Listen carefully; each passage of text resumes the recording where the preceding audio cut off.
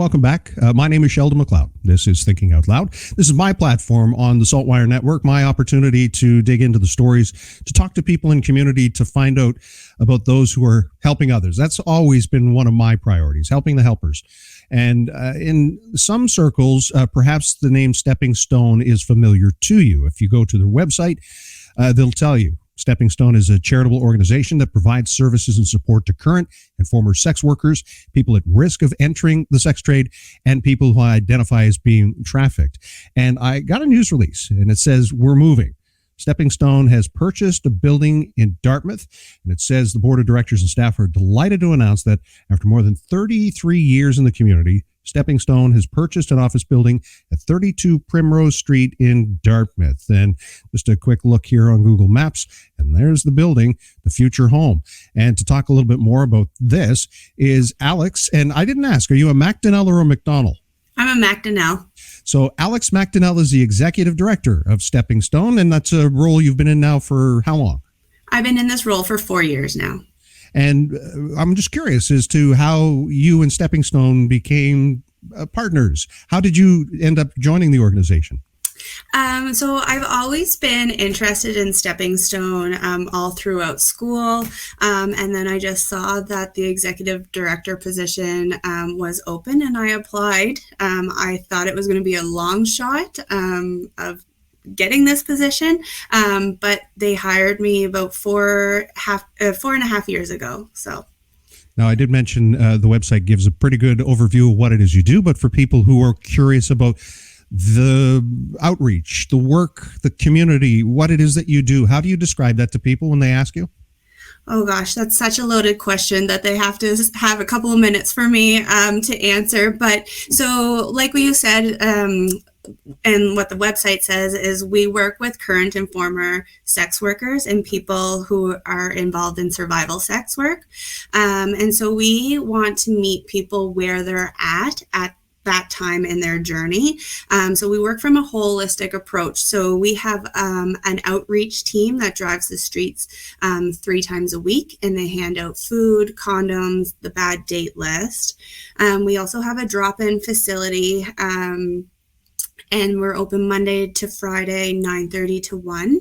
And individuals are able to get food, personal hygiene products, if they want to shower. Basically, a program user's journey will start at the drop-in facility, and then we can navigate what they need. We also have court support, so we'll help our program users navigate the court system, make sure they have proper representation, make sure that they're not alone in during that journey. We also have programs. So if somebody wants to make a transition in their life, whether that's a new career, going back to school, we will help them. We'll also have a lot of different therapies. So like art therapy, we're really working on self-care. So manicures, massages, haircuts, and then we just implemented an intensive caseworker. So that's an individual who will work with direct and immediate needs. All this to say, I'm sure the service has changed over the last 32 years in much as the way that the sex industry or the sex trade has changed. I guess to be clear, sex work is work.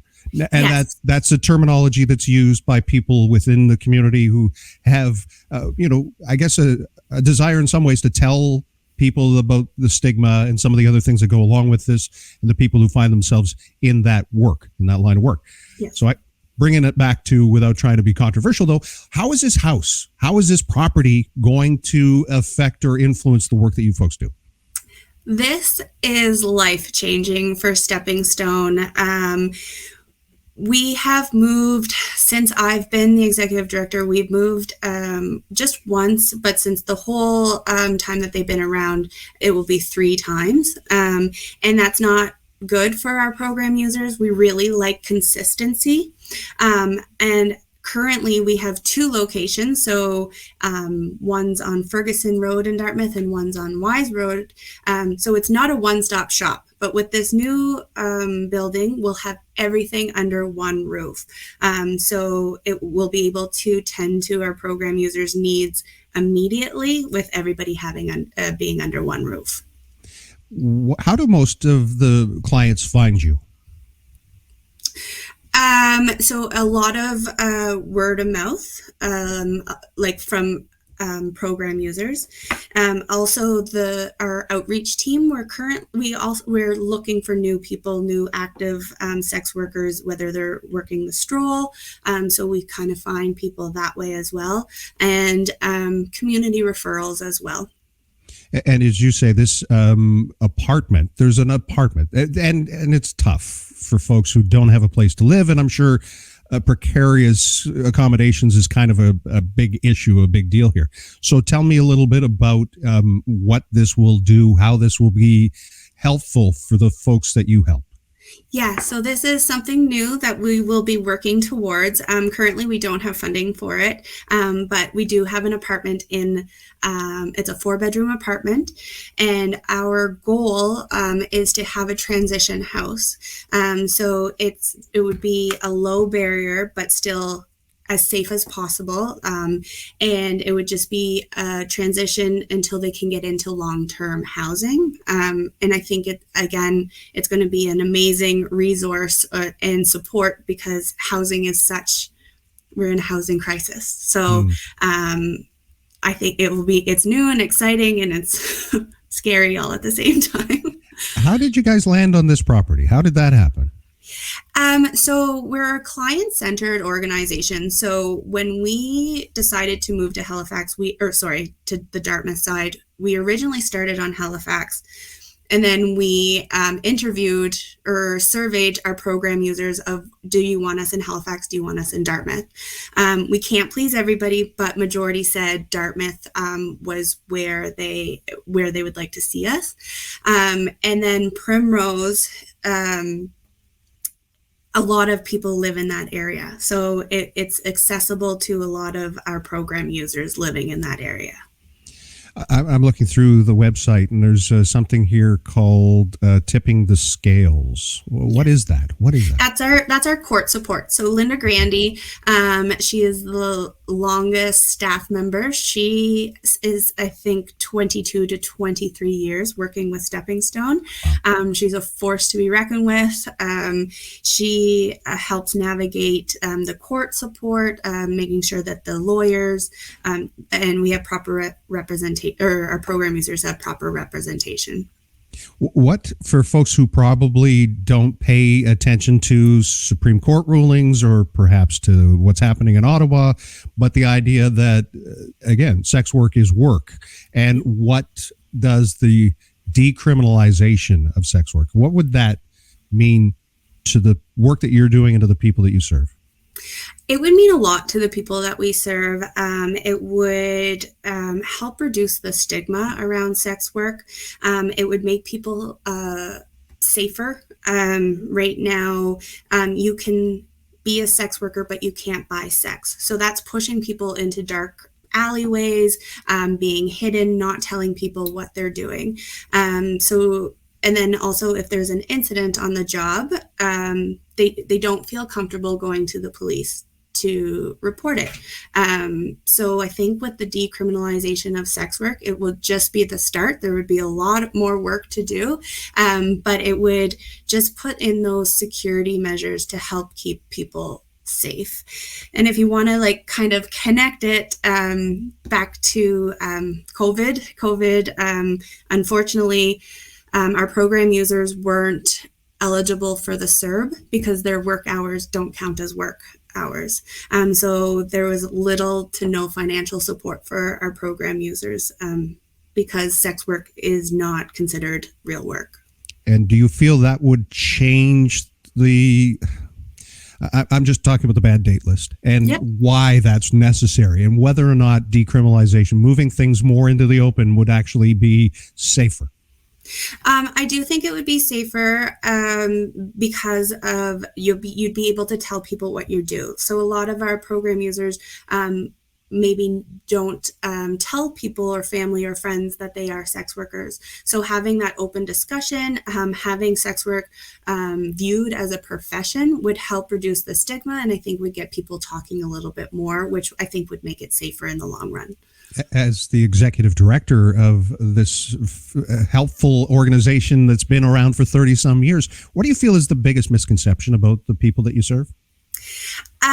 That the biggest misconception that I've seen is that all sex workers are forced into sex work, or they struggle with addiction, mental health, or have some form of abuse that has led them into sex work, and that's not the case at all. Some people choose this as a career. It gives them flexible hours. They're able to pay their bills.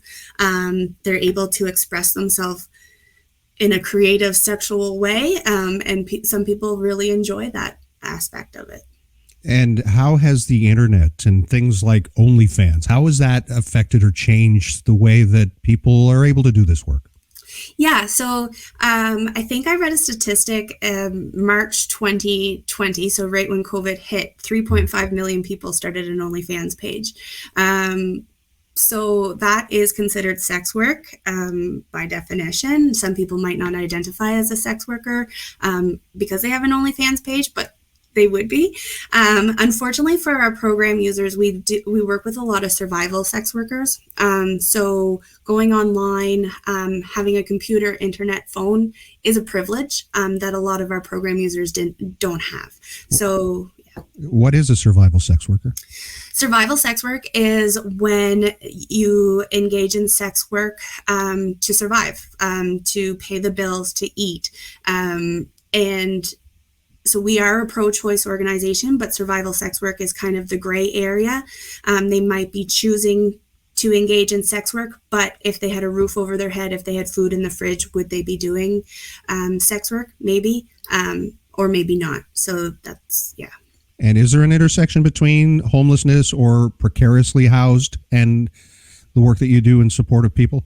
Yes, we're seeing a lot of people homeless. We just gave out a tent and a sleeping bag to somebody, which is a feeling that I don't think myself or any of the staff will ever be able to like handle properly. It's just a horrible feeling. And then we have a lot of program users couch surfing or living in not a safe environment. And how does Stepping Stone pay for the work that it does? Pay for the work? Just to fund the programming and to, obviously if you have property, you're going to have bills, you're going to have salaries, I assume. Yes. So grants, that's all. A lot of my job is writing grants, writing reports. Just talking to people. No stable, consistent program funding through community services or otherwise?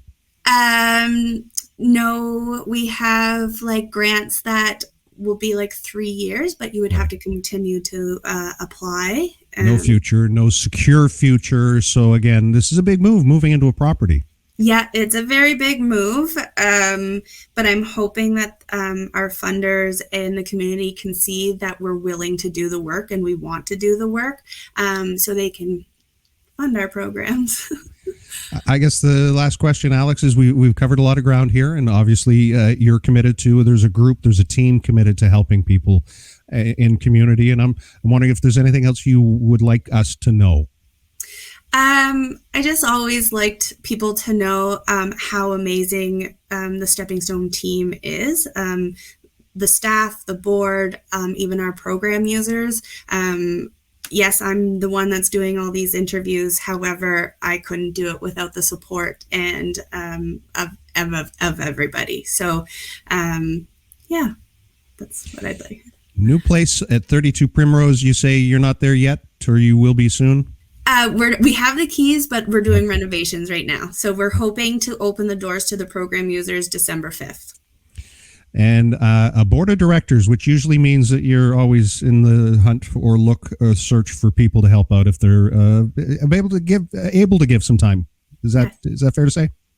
Yeah, we have a really good team or board right now. And so we just had our AGM. So there's 2 new board members. So if anybody is interested in the board, they would have to wait until our next AGM. But we'll put an announcement on our social media for that. And you can look for them, as I mentioned, the website, it's, steppingstone.ca, easy enough to find. And she is the executive director, Alex McDonnell. It's a real treat and a pleasure to talk to you about this exciting move after 32 years of permanent home. Yeah, thank you so much.